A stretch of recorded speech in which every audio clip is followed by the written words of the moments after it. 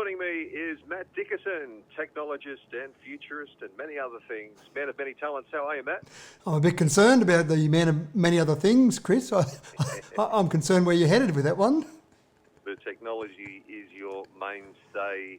And how are you today, mate? Very good, thank you. Very good. Love to chat about technology, and there's so much new, exciting technology. I sometimes wonder, Chris, whether one day I'll get up and there'll be no new technology to talk about, but I don't think that day is coming anytime soon.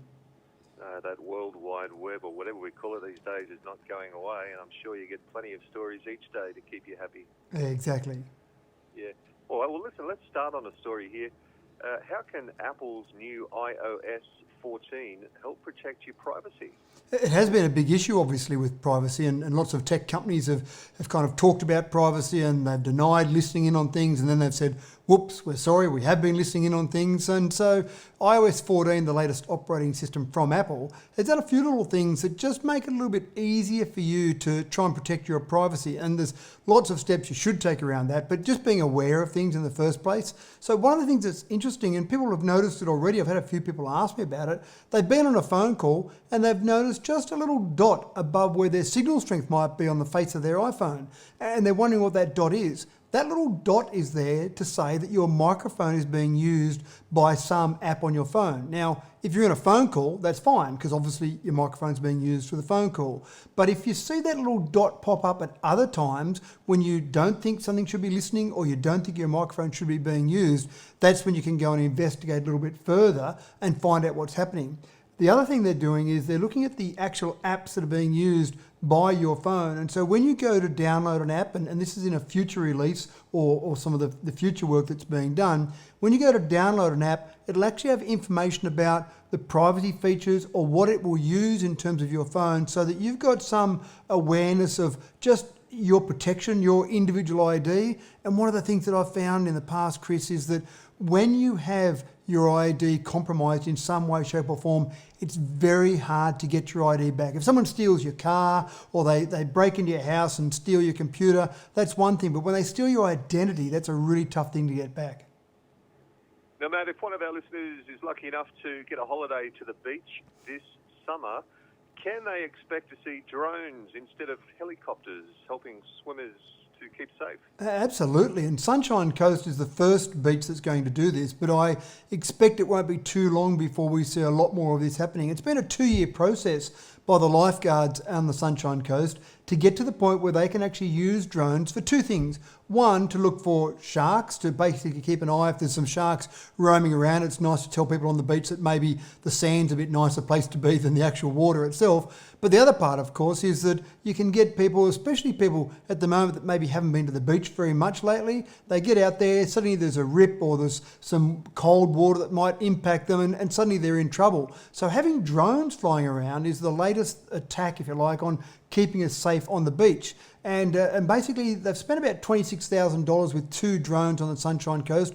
One's a much larger drone worth about $20,000, so a little bit more than we'd go into our little electronics shop and buy a drone. So it does a bit more than that. It's really looking out for people that are in trouble. It can actually drop little lifeguards or little rescue pods, if you like, to the people that might be in trouble. It's got a PA system to tell people what's going on. So that's one that can get up to about 400 metres away from the people flying the actual drone and up to about 400 metres in height. So that's a pretty big drone. The other drone, it's only about a $6,000 drone, and that's the one that's going to be going up and down, looking for rips, looking for sharks, basically keeping an eye on conditions that might not be conducive to swimmers. So again, Sunshine Coast starting out, but I can see with a bit of success there'll be a lot more of this happening, because drones, in essence, are a lot cheaper to fly around than helicopters.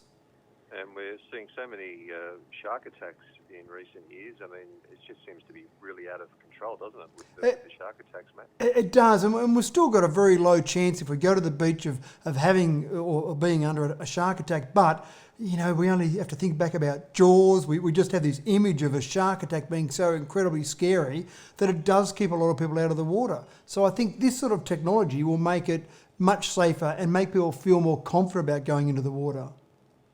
I'm speaking to technologist Matt Dickerson. And Matt, how can an app help aged care residents in pain? Well, this is a really interesting one. There's a fair bit of money that's being put in from the federal government to this app called Pain Check. And one of the big issues around people in aged care is they're not always in the frame of mind to be able to communicate well with people. Sometimes you get some people who seem a bit aggressive or seem a bit cantankerous, is the word I've heard sometimes around aged care facilities. And we just put that down to people maybe being a bit old and grumpy. But what the research has shown is that some of these people are in a lot of pain, but they can't always express that pain. They're not always able to communicate properly. So this particular app does a few things. And one of the things it does is tries to work out how much pain someone might be in. So they've done 180,000 assessments so far. They've worked with 16,000 residents. They've had people with dementia, a whole range of different levels of communication. And what they're finding is that up to 80% of aged care residents have suffered from some form of chronic pain, while 53% of people have actually got some form of dementia. So basically, a lot of the pain was going undetected. And what this app does is you can use it from up to 3 metres away, so it's good in an aged care facility where you need social distancing, obviously, and you can actually just look at minor changes in someone's face, detect very small changes, and that way you can actually pick up whether someone might be in pain, even if they can't say that they're in pain. So it's quite a good use of technology and hopefully make it much more comfortable for people in aged care facilities. Now, the app Shazam, I thought it was just amazing when it first came out quite a few years ago now. It could just tell you what the name of the song is, and sometimes you just can't think of that song. It just fails your mind. But listen, mate, Apple owns Shazam, but Shazam has worked better on Android than iOS. I didn't realise that. Yeah. Now, here's an interesting one for you, Chris. Have you ever tried to sing a song to Shazam and see if it can pick up the song? Yeah. I have. Has it worked? I don't think it did. No, I've tried. I was on iOS too. Yeah, right. Well, I can't sing to save my life, Chris, but I've tried that. I thought, I'll just see if I can get Shazam to recognise this song, and I've tried every variation I can think of, and it doesn't work. And it's not listening out for the words or listening out for voice. It's listening out for specific musical components to actually work. So it's quite a clever bit of software. And you're right, it has worked better on Android because on Android, typically Shazam first started by you heard a bit of music out loud. It might have been on the radio in the car, driving on, listening to 2WEB, for example, and you pulled out your phone and you listened to the radio and it would tell you the song that was playing. But Android, about a year ago, got to the point where even things that were playing in apps or things that were playing through your headphones, it could then pick up those on the phone itself without actually hearing it out loud. Apple couldn't do that. And there's a new release of iOS 14.2, which actually isn't out yet, but that's one of the things that they'll introduce in this, the ability for apps in the actual app for it to pick up those songs. And you might think, well, why would I want to use that? If you were using something like YouTube or watching Facebook or just even say TikTok, for example, and you heard a bit of a song, you thought, oh, that's a pretty cool song, I wonder what that is. Up to this point in time, unless you're using an Android phone, you can't actually identify that because it's actually playing on the phone itself. But that's the change that'll happen. So you'll be able to see those apps and you'll be able to use Shazam within the phone itself, listen to those apps and listen to the songs on those and then identify those songs. So it's just a further extension of Shazam. But I agree with you, Shazam is a very cool bit of software. Yeah, fantastic. And lastly, Matt, when a COVID-19 vaccine is available, will we be receiving it by a needle? Look, to the great enjoyment of a lot of people, probably not.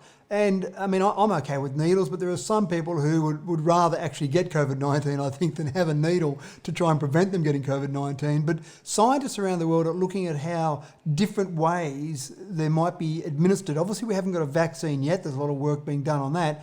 But there's also being work done on how to administer it.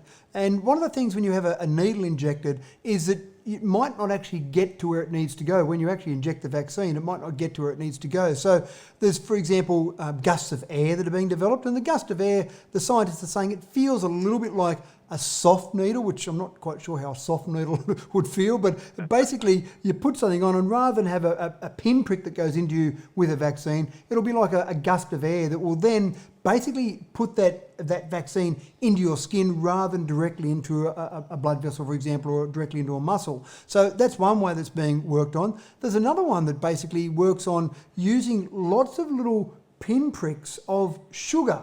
And the actual vaccine will be delivered via those pinpricks of sugar. So rather than one large needle with all the vaccine going in, it will be lots of small injections Again, by using sugar, it dissolves instantly. And again, that's a way of trying to get that into your skin and be able to work on getting the DNA changes that are required to help make that vaccine more effective. So, look, the great part about it is there's lots of work being done around the world in a whole range of different ways to try and come out of COVID-19.